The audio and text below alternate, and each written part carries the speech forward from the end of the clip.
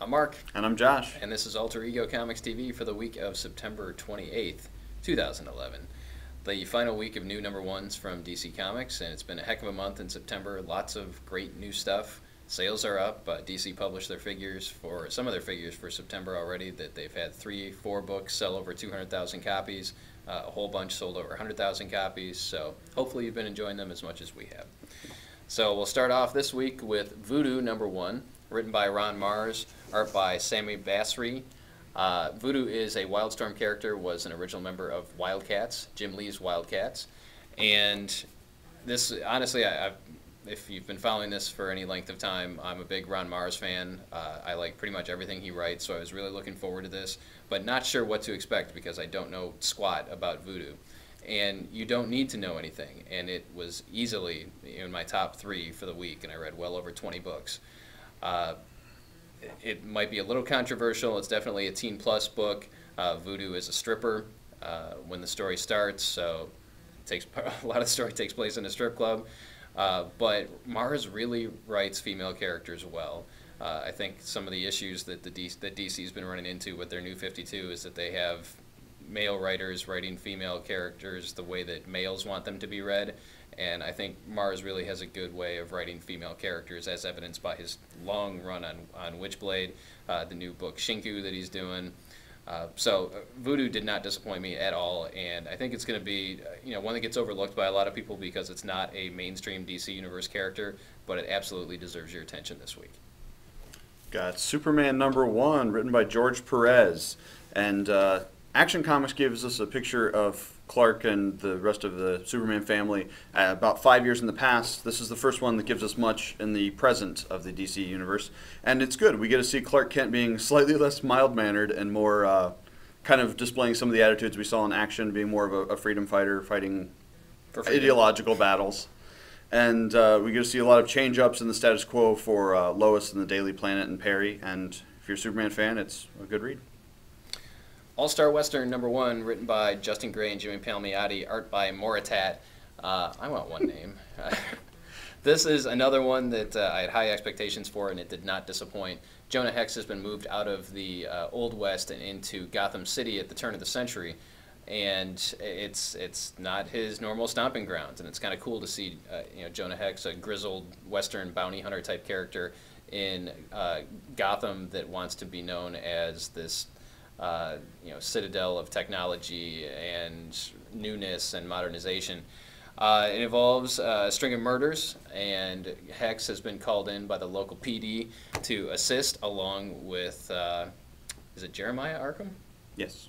So the founder of Arkham Asylum, that guy, Mr. Dr. Arkham, it's a team-up. Dr. Arkham and Jonah Hex are investigating this murder. So there are familiar names to Gotham City in this book, especially if you read Gates of Gotham. You'll recognize a lot of the names that pop up here.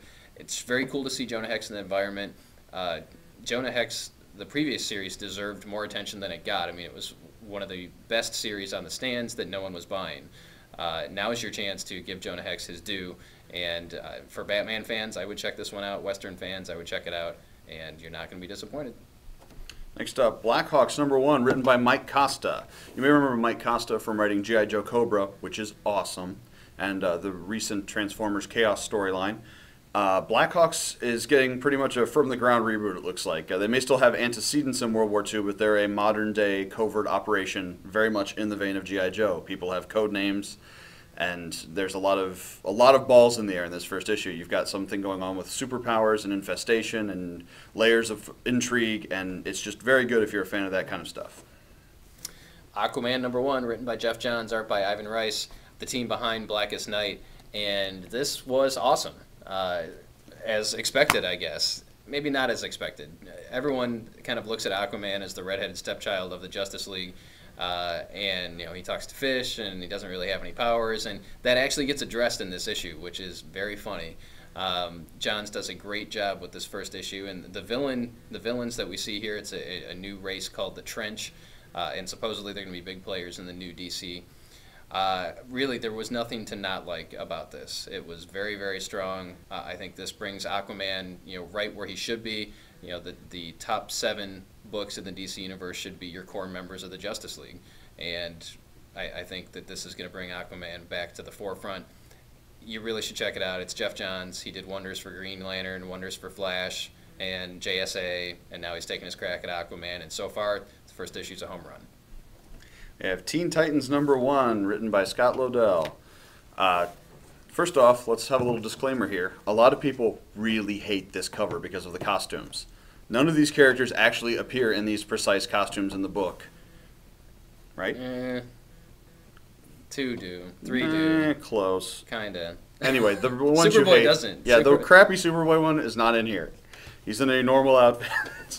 But it does a good job of setting up where the Teen Titans are. Obviously, in the new continuity, most of them have never met. They've never interacted. They haven't been a previous Titans team together. So it's really interesting to see the dynamic at its birth. And if you're a fan of the Jeff Johns run on Teen Titans, this is almost the same lineup, so you'll probably enjoy it. And if you like Superboy, it's the same writer, and they definitely appear to be kind of interwoven stories, so you should check it out.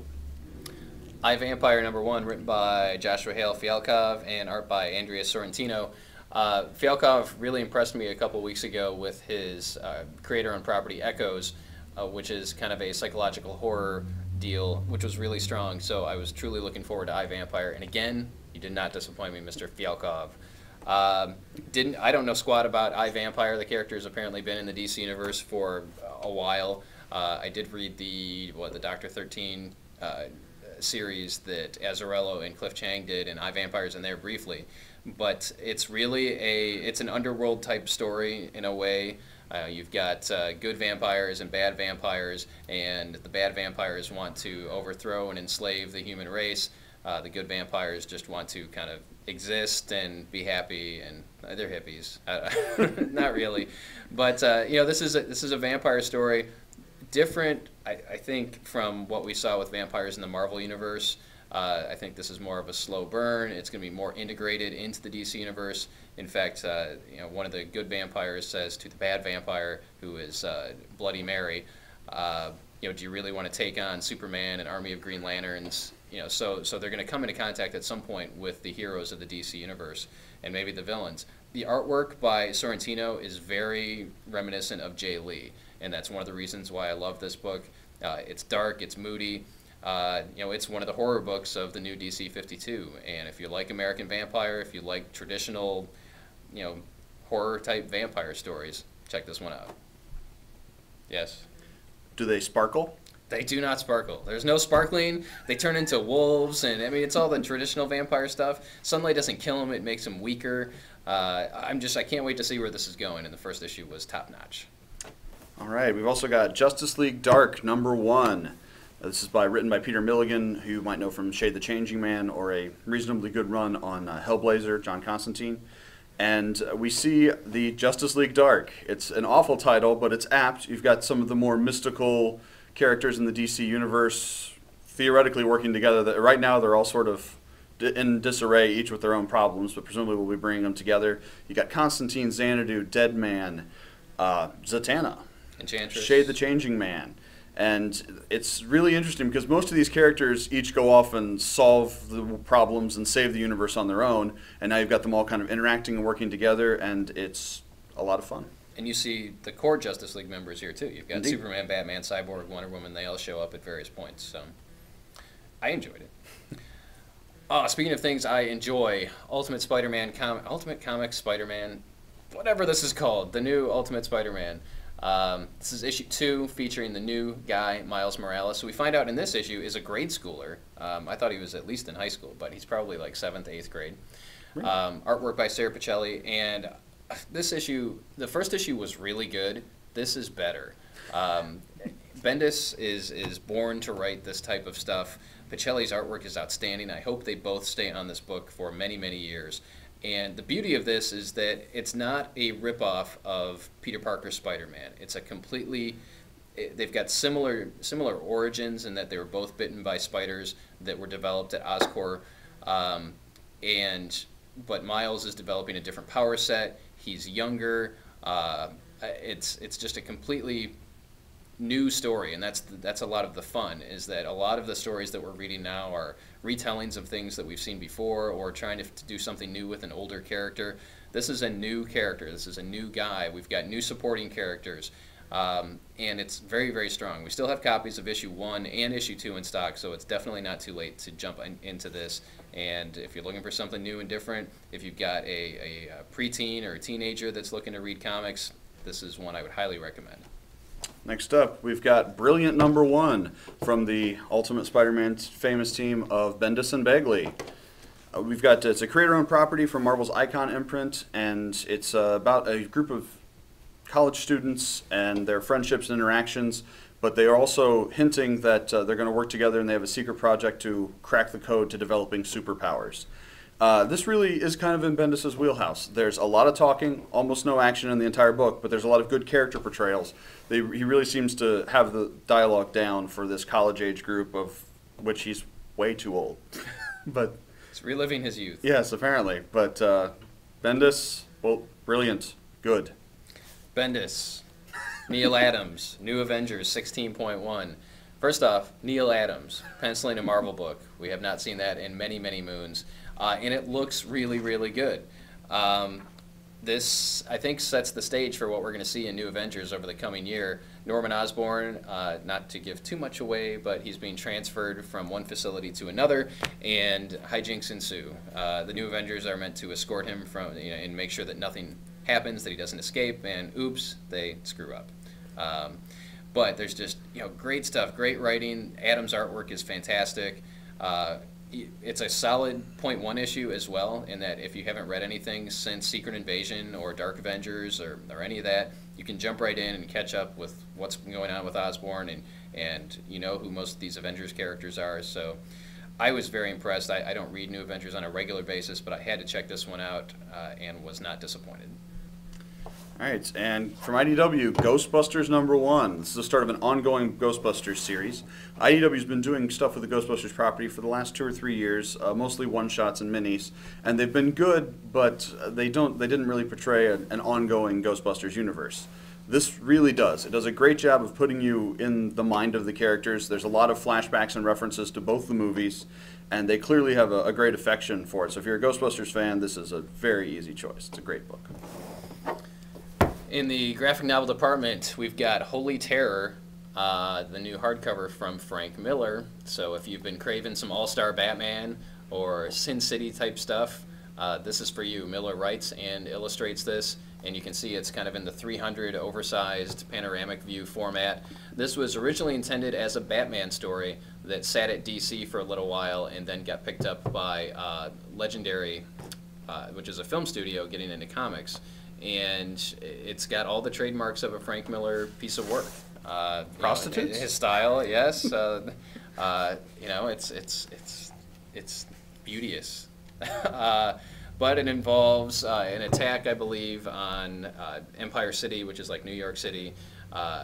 Terrorists. You've got a Batman-style character, a Catwoman-style character, and it's Frank Miller. Check it out.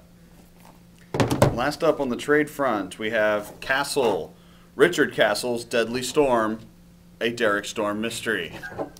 Now this is also written by Brian Michael Bendis. Who wrote half of the books this week. Apparently. But if you're familiar with the TV show Castle, starring Nathan Fillion, who's awesome, and the beginning of the series is he has to create a new character, start a new series, because he's killed off his previous character. And this follows the adventures of Derek Storm, the previous Castle character. And it's got Bendis, and it's got, that's all you need is Bendis. Really, it's Castle. It's a Castle creation. It's an officially licensed ABC tie-in sort of thing. They plugged it on the episode this week. Yeah, cool. All right, so that's it. Oh, you know what? Someone asked a question last week, and I forgot to cover that. So we'll quickly cover that. The question was, what is your favorite of the new DC 52? So give us 5 seconds, since I didn't prepare Josh ahead of time for this one. I don't even have to think about it. Or myself. It's Resurrection Man. Okay. In my opinion. Go ahead. Resurrection Man is awesome. It's a character that's been around for a decade roughly, but it's new. It feels fresh, and it deals with great forces. The writing's wonderful, and everything you need to know is in that first issue. It's easily the best of the new 52, in my opinion. It is very difficult for me to pick one. I would agree that Resurrection Man was a very solid book. This is just too hard. I'm gonna go with the stuff I read most recently is fresh in my memory, So I'm going to go with Voodoo, um, followed closely by some other books, because Josh didn't do it, followed closely. But the thing is, and I had this conversation yesterday with a number of people, overall, the New 52 is excellent. I think they hit the right beats. They had the right level of an easy entry point for new readers while keeping existing fans happy, bringing lapsed readers in. I think they've accomplished what they set out to do as far as bringing people in and getting people excited and getting people talking about comics. And that has spilled over to other publishers, as we kind of knew it would. People came in for the New 52 and they checked out stuff from Marvel or IDW or Dark Horse or any of the other publishers. So congratulations to DC for having the cojones to do something when the industry was in a little bit of a free fall, and inject some new blood and some new life into the comic book industry. So we'll see what happens over the course of 6 months, a year, 2 years. But looking at this first month of DC new number ones, more often than not, they were very, very good. And we'll see what happens with number twos. They start shipping next week. That is it for this week. I'm sure we'll continue this discussion, but thank you for watching, and we'll see you next time.